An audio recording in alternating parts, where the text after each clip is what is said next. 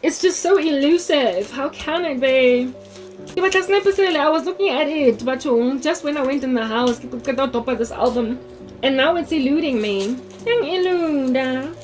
I'm pretty sure it's in here. I'm pretty sure it's in this album. Oh yes, I found the photo. Okay, I'm sure I told you.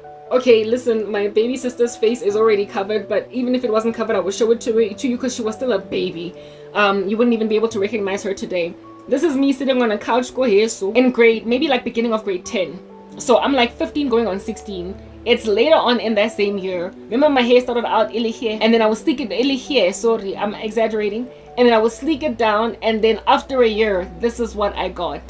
Guys. And it was at this point when I would go to school with my hair like this, and everybody would be like, oh my goodness, your hair's so beautiful. I wish I had your hair. I don't have long hair. It's just healthy, and it's layered, and it's bouncy.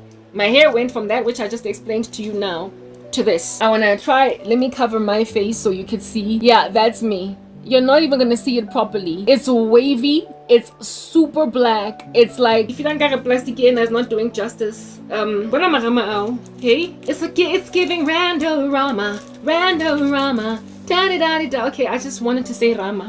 Yeah, now that Kitlusite Plastiki, I think it's a little bit better. Do you see that girth, y'all? Do you see from the base of the scalp over here going there, and then the hair that's falling down to the side? You can tell that if this chick just grows and grows and grows her hair, I'm gonna have a main enge. Like if my hair got to here growing like that, it would be so healthy. I ended up having such rich hair that I get in grade 10. All my boyfriends, were always like, my goodness, you've got such beautiful hair. All my boyfriends were all up in my hair, girl. It was they don't do justice. Video it doesn't do what I just showed you now justice. You would have to see the real-time photograph. And my hair grew like this. This is now early in grade 10. When then my hair was like this. And after relaxing it, after a few weeks of relaxer and now my hair is growing out, it got boofy, like, right? I made a decision to maintain a bob all throughout high school. I never let it grow past a certain length. I wanted to keep it here because they liked it, like everybody liked it. Everybody was just raving about it. So I kept my hair literally just like what it is that people liked. I was inspired by popular demand. So I just didn't grow it. Mara, when then I was in first year varsity, I put all the hair down. My little sister was so cute. I guess she's still cute right now. She looks like my cat. No, because my cat is so cute. Not because the baby looks like a cat. Anyway, Kishibile Snape Mona. Kishibile Snape where my little sister is like chilling in between me and my mom, and she has such big cheeks. She was so adorable. Anyway, whatever, this is not time to be out reminiscing. You know, it's funny, when I was in high school, I thought I was thicker than this chick with whom I am in the photo. And now I realize, now you know when you are just teasing people from a vantage point where you can't see them, where you can't see yourself, sorry, and then you think that you're the better thing. Anyway, I just showed you in Welezam, right? So that's what happened. And I decided to maintain bob cut ew. Mara, when I got to first year varsity, I shaved it all off and I decided that I'm gonna start a natural hair journey. I did decide, I never intended to have cheese scalp like ever, but in order for me to start a natural hair journey, I shaved my hair down. And after shaving, when I shaved it down, first I went to the salon and asked for just like, basically I asked the guy at the salon, the very same salon where I was going. Now it's first year varsity, I'm still going to that salon. I told you I chose it, I stuck with it for a couple of years, and I stayed with that guy for a couple of years. I bet if you were to see me on YouTube, he might even recognize me. Okay, yeah, he was my stylist, like Papa Nekemo, all right, because I respected what he was all about in these streets. He was professional enough to basically let me know your hair is not healthy. Nobody else had ever done that, so he cared for my hair, and so for those reasons I stuck with him. Life happened, and you're not gonna keep going to downtown Joburg now, are you? And I stopped relaxing my hair. So that guy was not only, I guess, nearly stylist. He was a what you call this? You know, a guy who was salooning man. When they came in there, he was a barber, but he also did women's hair. He also relaxed. He also donged. You get my point. He was everything. He was like a jack of all trades. And so when then I was bringing my hair down, of course he took care of that as well. And go saloning when he cut my hair. When I noticed, when I remember at the time, there was a time when brush was very popular amongst women. When I was in high school, there was this woman that was very beautiful, a continuity presenter that everybody thought was like the baddest chick in the game. Her name was Zandine Tlapo, and it was Zandi had brush, and everybody was just raving about her. So it was around that time, another one, Candy, go Channel O. She had very short hair and she was gorgeous, and so it was like a whole rave thing for women to basically have no hair at that time. It's on Facebook. Thank you, linkitanda.com. Where I was Chiscop, you would see it, like Papa. Anyway, whatever. But like, I'm not gonna show you those photographs, like Papa. I would have to dig into now electronic copies of these things and go into my old Facebook, and I'm not trying to do any of that. But I do have content where I've shared it, and you're gonna, like I said, these things you're gonna peruse only in the tribulation, so whatever. Alright? It doesn't matter, because today you're not watching. Mara, there was a time when I was like, oh, Zandine Tlapo was really pretty, Ntlapo was really pretty with brush cut, and also Candy, Hlongwane Tandala's would-be wife, soon to be ex-wife, also looked really like beautiful with no hair, right? So let me see. And when this guy was shaving my hair, okay,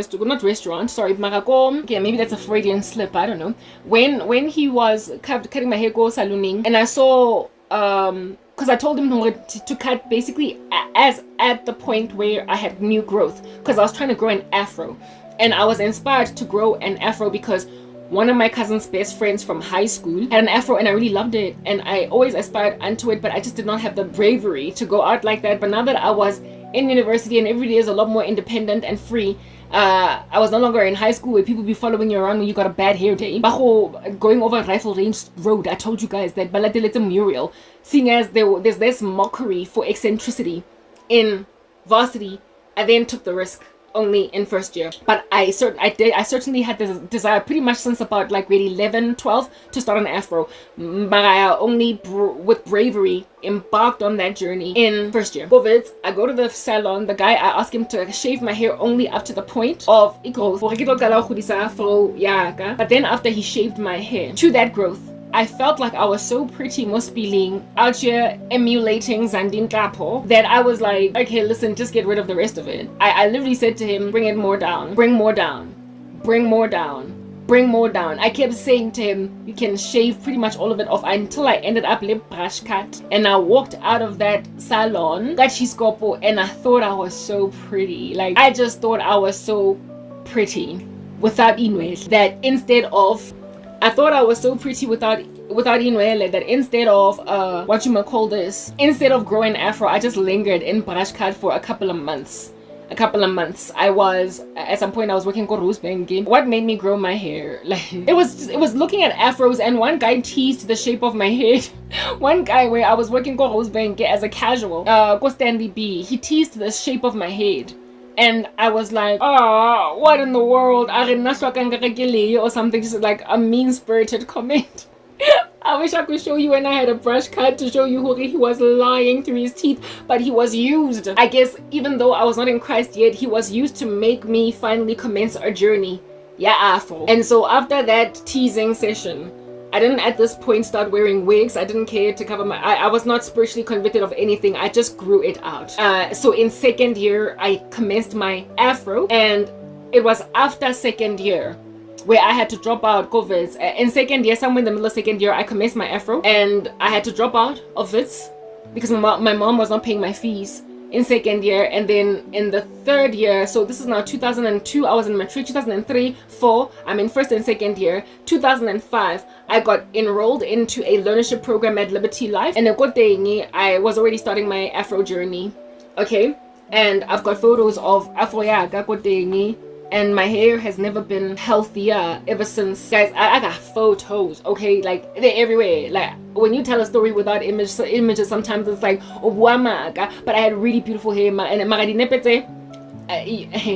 well, after the rapture has happened, there's going to be so much memories don't live like people do. Oh, people are going to be so sad that they're gonna just keep on scrolling through the photographs of everyone that left. So my yawning Facebook page, literally Tola, you're gonna be shared those videos with, not videos, but those pictures, those photos.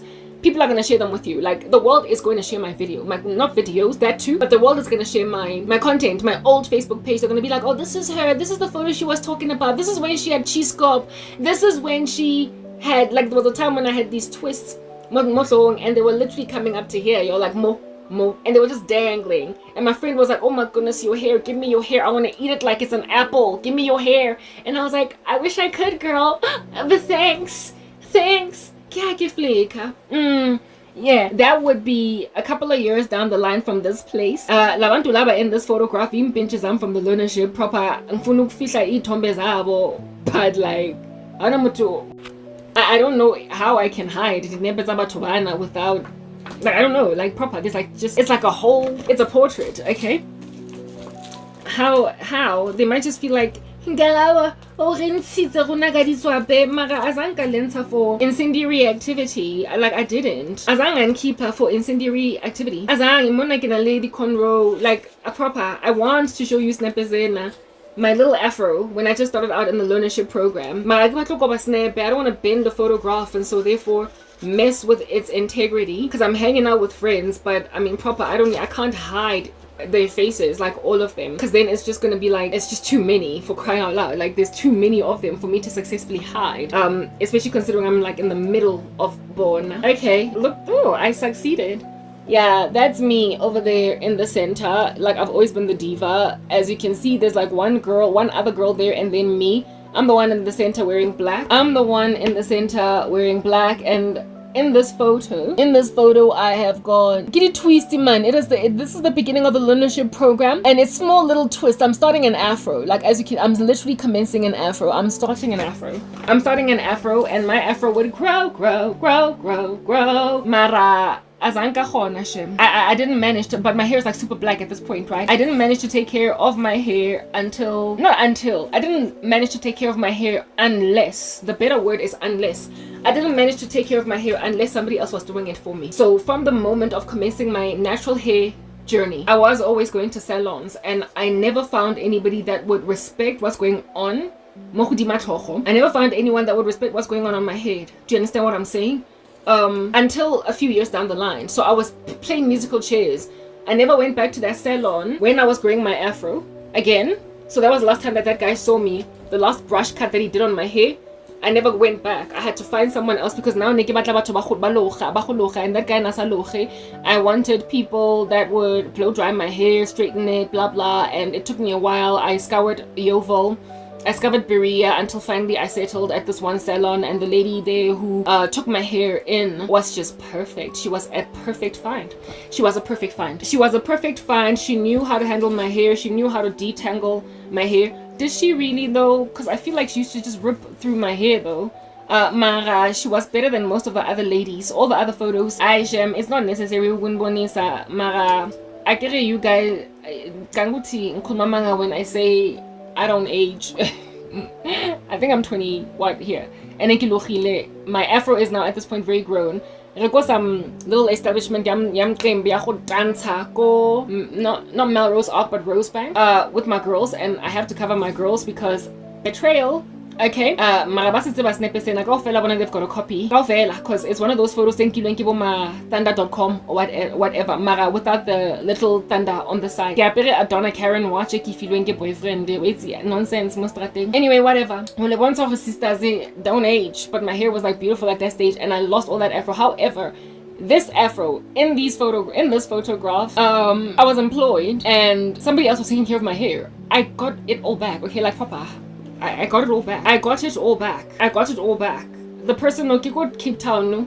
In the next photograph, I'm in Cape Town on Table Mountain at the age of 18, and my hair is being blown in the wind, and you can see it barely has any split ends. So what? Shebang, or the 18-year-old on the right, and the 25 to 26-year-old on the the 18-year-old on the right, whatever might be your right, it's certainly my right. And the 25 or the 24 to 5-year-old on the left. And compare that girl to the woman you are looking at today. I told you in the last video that I'm a freak of nature, or in my shorts on my birthday, saying that the Lord has refused that I should age. Let me bring these a little bit let me bring them a little bit closer. The woman on the here, I'm a grown woman. Here I'm an 18-year-old in high school. I think I'm in matric or grade 11. And my hair is being blown by the wind. I don't know if you're going to be able to see the difference. The the chick that I'm covering was my sister's friend from some country in Europe, and she was visiting us. The white girl in the background, whose body I'm covering, this one, Kimpincha Uswaka, and we were on holiday with her. And that's the Crank over there.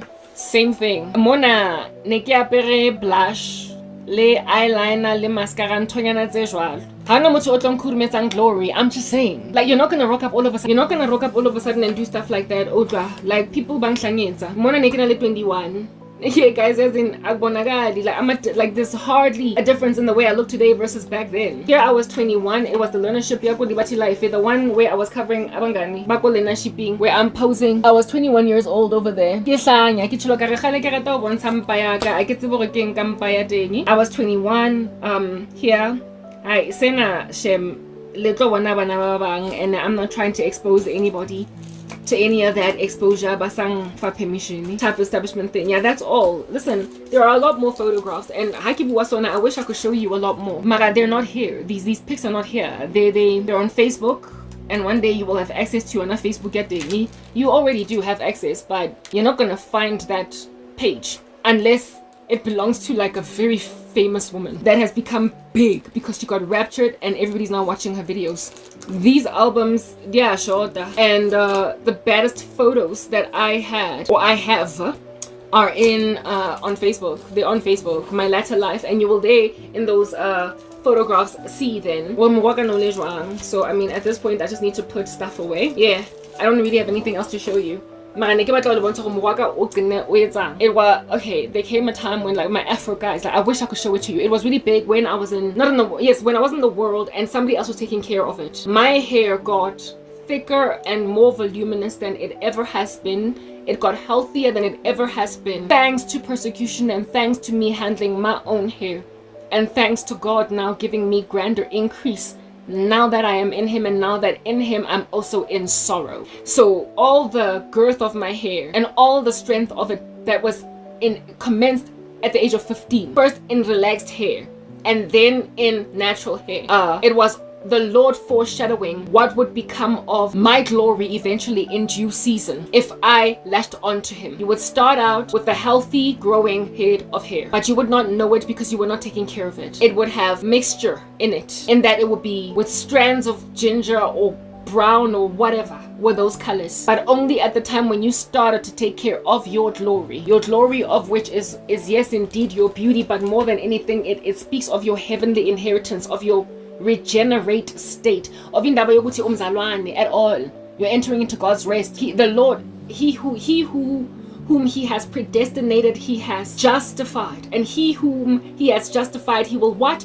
Glorify. So therefore glorification speaks of an inheritance of eternal life, of an incorruptible body, of a final state of glory that can no longer be tarnished. But it starts on earth. It starts here. It starts with first regeneration, justified, and then sanctification, glorified. Sanctification of which at the nth degree of itself, when you then finally pass away or you get raptured, you then get translated into eternal glory. The weight of glory and the momentary afflictions ain't got jack on what it is that you're enduring. Romans 8 verse 18. But it is a sifting. It is a separating. It is a ripping apart from the world. It is a painful process of you having to let go of split ends. I can't get the analogy. You gotta let go of split ends. My uncle and my cousin who used to do hair were always all up in my grill saying, Karabo, utlori like some more sharp. Now these split ends, and I would be like, this is my length, please. This is my glory. I've got hair. Mara, it was all unhealthy. It was skinny at the ends. It was not healthy. Mara, it was growing out thick and bushy here at the bottom. There was already evidence. Kahana ka uncle le cousin. And then I met a young man in a salon that did hair. Wangelana, yes, split ends, young girl. I was like, Puma split ends, wam. He was like, okay, I'm good like Sankluche. Eventually, however, because he gently counseled me, I was like, okay, I'll give you a shot. Until I felt like I was nothing and no one. I was scared, thought I was going to go to school and get teased like Muriel, even though it was before the days of Muriel, but I wasn't teased. I was complimented for healthier looking hair, even though it was shorter. I would sleek it down, and all my boyfriends later on would come to basically praise my hair, right? And people liked my hair. My mom's friends used to be like, "Ooh, my hair was like always commented about when I was on the listen. My hair, be it in an afro or relaxed. I didn't think I had hair. That's the thing. That made any sense at all because my cousin had better hair. Or at least I thought. But it turns out that hers was being taken care of. Mine, however, I refused to take care of the unhealthy ends of it. And so for years I roamed around with bad hair. But when then I finally made a decision to surrender to counsel, when I made a decision to surrender to all that which was the call all along on my life. In other words, my uncle and my cousin were the first to call it out. My cousin who used to do hair with my uncle, they called it out. And then the young man, however, between my uncle and the gentleman, there were other people that used to do my hair that didn't care to let me know that I've got a problem with my hair. This one I go to, and then I get off the taxi, I get into the saloon, and then he tells me, and then initially I'm, again, just like with my uncle, quiff current. Just like with my cousin, quiff current. But then after a couple of months of him taking care of my hair and me noticing that he's got my best interest at heart, I then decided to give him a chance, and the chance paid off. And at the chance paying off, at the time of him cutting my split ends, my hair still had brownish, like gingerish, like portions of them, mixture. Yeah. Over the months of continuing with this practice of always cutting split ends and making sure that my hair is healthy, nothing but a beautiful, thick, rich mane of jet black hair was brought forth. The health of my hair is literally how redemption is. It's how it works. It's how glorification works. You gotta let go, but you tend to be given so much counsel in the run-up to you finally making that decision, that by the time you make it, you wake up and smell the coffee and realize that, listen, I've always had it. The capacity within me has always been there.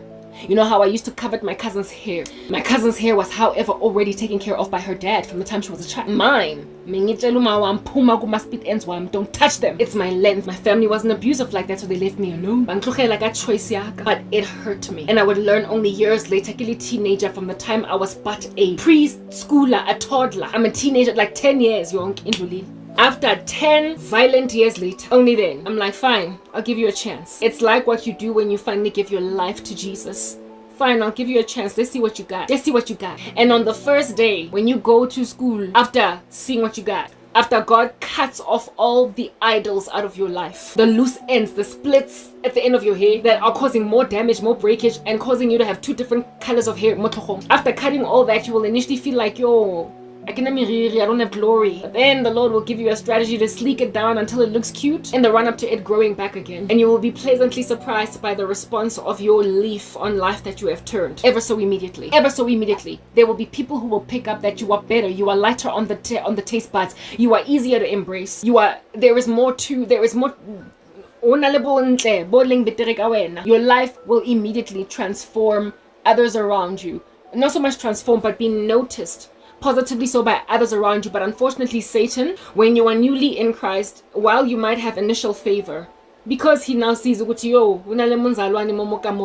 then cause hostilities to happen in those people, and they will start to turn against you. The very people that praised your initial walk in Jesus, how you're so much easier, so rumecha, so more obedient, you're kinder, you're more generous, you're more selfless, they will initially compliment that, and they will initially say, I like what you're doing now. Your new relationship with Christ has made you a better person. You're easier to handle. You're easier to maneuver around. Before, I will admit, I kind of struggled with how moody you were. Now you're just so much lighter on your feet.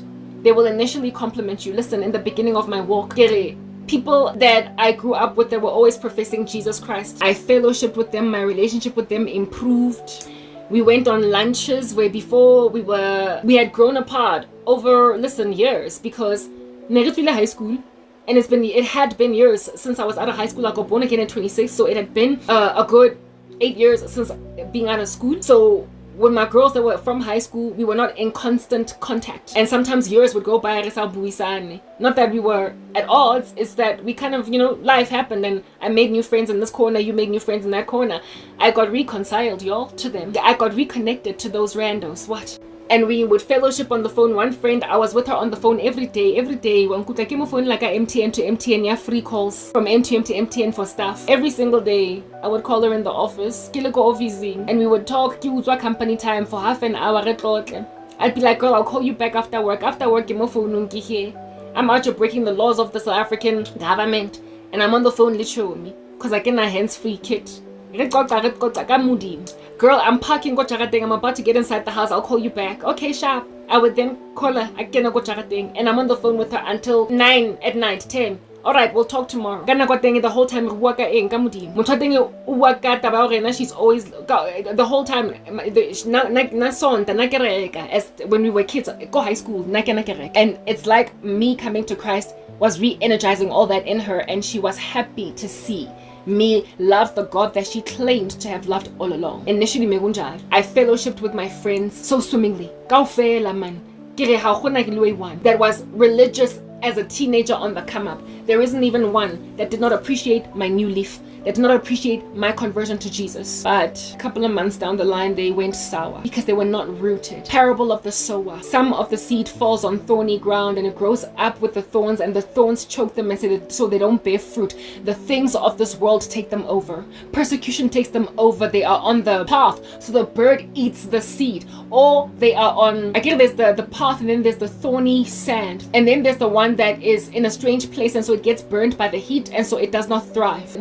It's too shallow. It has not taken root, and so when the sun scorches them, they fall away because of persecution. Yeah, they were one of those seeds. The ones that I was dealing with in particular largely were the ones planted on thorny ground where the thorns grew up and choked them. Basically, things of this world took them away, and they then settled in their lives, and because of settling, they persecuted me. One went and married some dude that she had to leave, fell pregnant by him despite us having discussed for hours in my car outside of my mom's house, I remember. Literally going through the book of 1 Peter, speaking about how sexual immorality is going to wreak havoc in some people's lives. We need to let go. And she was convicted. And then a few weeks down the line, I'm pregnant. Girl, come on. Okay, sharp. We'll throw a baby shower. Okay, sharp. We'll be at the hospital when your baby comes. Mara, she became very hostile precisely because she fell pregnant out of wedlock with a guy that she was already very determined to leave. And she persecuted me. Thorny ground.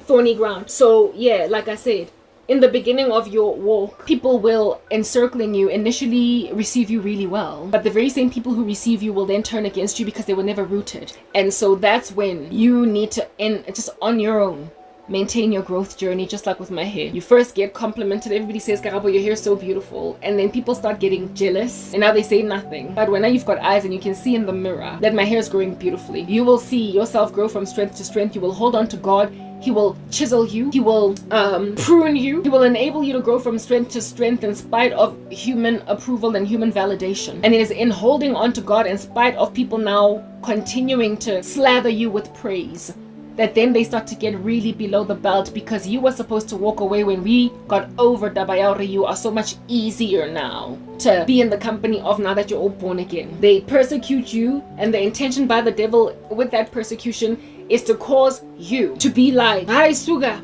just like them. When the cares of this world slap you, when people don't like you as much anymore, when you're not being validated anymore, you're supposed to be like, hey, this Christian thing, let me just go back to the version of Christianity that they all this time have been wearing. But you're really born again now, and you keep cutting those split ends. You keep cutting that nasty, dead hair that is not doing anything for you. And over the years, you discover, whoa, I never thought I could have hair like this. You eventually get to a point where you are like, I never imagined that I could grow hair like this. I don't know how many women on YouTube whose content I watch that would show before pictures of their 4C journey and be like, guys, I never thought I could grow hair. I never thought I could be this, I could be that. This is me when I was just out of college. And now Mutwateng is sporting a main engaga, and she's out here swaying her hair left to right, and it's just so thick, it's so bushy, and you're like, ooh, you will sit there on some bed. Girl, yes, like it though. How did you get that right? Because you know how our hair is just like, patience, hard work, dedication, and gentleness. Endurance. Do not grow weary of doing good, for in due season you will reap the peaceful fruit of righteousness if you don't give up. He who endures to the end will be saved. Endurance makes all the difference. It's not how you start, it's how you finish. Endurance is the difference between your sisters, your siblings in the same household within which you grow up. But I showed you my sister's hair and mine, more or less the same. But today, my sibling, patchy, and I'm like, listen, I got you. If only you were to come down and let me handle this. inwele zakho could thrive like mine, but it's not, because as a person, it never used to be the case. When you keep on rejecting the call of God on your life, your growth will be thwarted, it will be stunted, but you will end up so furiously jealous of somebody that ran with Christ and left you behind because you didn't want to run with Christ. You will be furiously jealous of how the Lord has preserved them, helped them grow over the years. You will look at them into the future and be like, yes, like it, if I had started the journey with Karabo, like she said in the beginning, I also would be preserved. But you see, by the time people get to that tail end, they're so bitter at all that which they have lost in comparing themselves to the body of Christ that they cannot fathom in their bones, even in the slightest. They cannot fathom it. They can't fathom letting us thrive now that God has clearly preserved us. So they determine for the end of our souls, because they don't want to have to be bitter, they don't want to have to mourn, they don't want to have to cry when we finally get our own. Now, as I'm speaking to you, I had a vision of masonja, mopani worms. They're worms, but in black culture, people eat them. Yeah, the Lord was showing me labantu laba, they like worms, but they expect people to eat them. They're unclean, masonja, and they can be made crunchy and tasty. But at the end of the day, a worm is a worm is a worm. You can't embrace it, you can't consume it, you can't take it in your stride. They've made themselves masonja, and they expect Christian women to embrace their proposals. They expect Christian men to propose to them. They expect nje continue ukusebenzisa imithi and then end up married to pure daughters and sons of God. But in the end, it gets to such a crazy height that no longer we as saints safe. So God has to, instead of laterally giving us to each other, he will then vertically send us to heaven, because when things get to the nth degree of wickedness, we must be raptured. We must be. And that's where things are with me. People abazingeni indabazam and my thick hair. So at varsity, I decided to start growing an stop growing an afro. So I decided to start growing an afro. It thrives, but then I lose everything a couple of years down the line. Now that I'm working in corporate South Africa, it thrives for 10 years. I was 21 when I started growing my afro, 2021. At 29, it was almost 10 years. I had this healthy mane. It was not where it was supposed to be, because my stylist, in all fairness, used to kind of rip it out and I blow dry. It was really beautiful. I had beautiful hair, and I didn't, it was black. Barely had it out, always had cornrows or something in my hair, but when it was out, I always got all these compliments. Go to Facebook, you'll be out just seeing, I know, Shem, aski samsur. I got persecuted, thrown into obscurity, and people finally prospered to take my hair from me. They took my hair from me because I couldn't take care of it. It got all matted.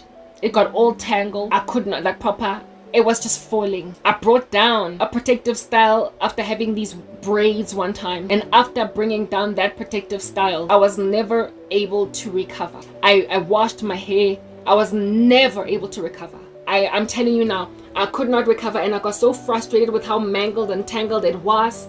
It was just interacting with each other, okay? That I finally decided, okay, I'm gonna soften it. I'm gonna make it a little bit better to handle. So relaxa. I then decided to cut when I was living in my apartment go Lone Hill. At this point, there is a photo that I have, it's even a thumbnail in some of my videos on YouTube in my old content, where I had these tendrils that were just going down my hair like that. It looked like a wash and go, and it was just here nele bob cut and the hair was about bouncy there. Yeah, that's what happened after relax. Mara inele thin, especially it was just tacky. I hated it. So finally, eventually, somewhere down the line, I decided to bring it down again. I was like, I can't relaxer, it's too thin. I'm not going back there, that's for certain, because I put relaxer in my hair and I hate how it turned out. So I might as well just go back down. And it was then, when I was living go 4 ways, right? Another apartment. I went through a lot, and I'm not going to explain all the journeys, because then I would have to tell all my story in one sitting, okay? Fast forward a year and a half, 2 years down the line from the date of losing my job at MTN, I was now living in an apartment in 4 ways, having used my pension money to pay 1 year's rent in advance. And it was there when I went Chisco, and there when I then went German Cut, and there when I bought these wigs. I've already told you how it came about that I would buy these wigs, right? Yeah, okay. After buying these wigs, I decided to grow my hair then underneath them, right? Bring back my afro. At which stage I was like, listen, I'm gonna try and get this thing done, or I'm gonna wait for God to give me a job again so that I can find another stylist that will take care of my hair. So however slowly my hair is growing right now, it'll come back. I know my hair can grow beautifully. I've seen it before. I can't take care of it. So for now, what I'm gonna do is just rip it with a comb. I'm gonna just every day, not every day, it actually was every day at some point. At some point it was every day. When your afro is still really new, you are just ripping through it, especially from the back. You start from the back here and you're like raking through it like it's some grass, like it's plowing or whatever. You just plow through your hair. In the beginning, I used to do that every day, right? But then when my hair got a little bit bigger, a little bit more, it grew in spite of me. Every time I go through it, every single day, I would like have like, so anyway, I was ripping through it. It was counterproductive, but despite that, it was still growing. There was length that was retained in spite of raking through my hair. Garden fork. Anyway, I got to a point where my hair was a little bit longer, and when it got a little bit longer, I then decided to protective style it. Kamapondo. And so therefore keep it for a week before bringing it down, shampooing, and then raking through it, and then putting those mapondos again. And so I started to notice length coming back to me, but my hair was never as thick as it was before because I was raking through it every single week to detangle. I was raking through my hair every single week to detangle. And so while it was growing, it was kind of thin. For an afro, it was kind of thin. It was never at the point where I had my hair before. But I told myself, God is going to give me a job soon, then I'm going to get a stylist again, and then I'm going to get recover to my hair. I always had hope that I'm going to get a job again. I'm going to be okay again. Like my life is going to be recovered. I always believed that I was going to get my husband, my children, blah, blah, blah, all that jazz. And I imagine that in the perfect season, God will do right by me pertaining this hair of mine. Raking, and my hair finally, it grew until I had my pondong. I could do that. I would do every week. Sundays, wash my hair, rake through it, and then put it in a bun again. Blow dry when I was in high school, when I was in university, and in the beginning stages of my afro, I tried to blow dry my hair, nothing gave. Because I was literally trying to blow dry 4C hair. I didn't put it in, I didn't do sections, I didn't know how to do hair. Alright? Yeah, so I would wash my hair and then and then tuck in mapondo out. I think that's how I used to do my hair. Mara, it was very bushy and fluffy in the center. Mara kamo thing, it was blow dried. Like it was just weird. My hair was weird. Anyway, whatever. I ran with that for a few years until I found a stylist. Okay, now I was kojara thing, and no longer was I putting a hair dryer at all, a blow dryer motlogong. Now I was just raking through it. And it grew, but not successfully enough, until one day I decided to start watching tutorials on YouTube as to how to get my hair did. Where am I going to get favor? I thought that I needed to have money. I thought I needed resources, but I realized I had kitchen ingredients that I could use for hair growth, etc. DIYs, right next to, like, try to detangle, try to manage your hair. However, I found all these ladies' videos that teach on 4C hair. I found their journeys to grow their hair, especially when they are, like washing their hair and detangling. I found it arduous. I was suffering, and I still am suffering. And I wanted a quick hair care routine that would enable me to grow my hair at the most maximum of its potential without hours on wash day, without I did not want the arduous journey of a 4C. So because of how arduous taking care of 4C hair appeared to be, I was like, okay, I'm gonna make like Frank Sinatra and do it my way anyway. So that's when I embarked on journeys like, the whole thing is also true of my skincare, but that's another story for another day. I have clear skin. I had a time when I had lots of acne. Like I've just gone through the most. Anyway, whatever. I started, I went on journeys where it is that I would take their counsel and braid my hair. I taught myself how to cornrow, whatnot, using YouTube tutorials. I would cornrow, but then I was doing a terrible job at it, and because my hair was not straightened, because I did not know how to blow dry my hair, get it straight so I could cornrow it properly. My cornrows always looked really tacky, and I was like, but I mean, I can't be out here working up doing videos looking like this. Am I gonna put wigs on? What am I gonna do? So I decided to just keep my pondo aga. Right, then I entered into, there was a season when I was doing not flat twists, but what do you call this thing?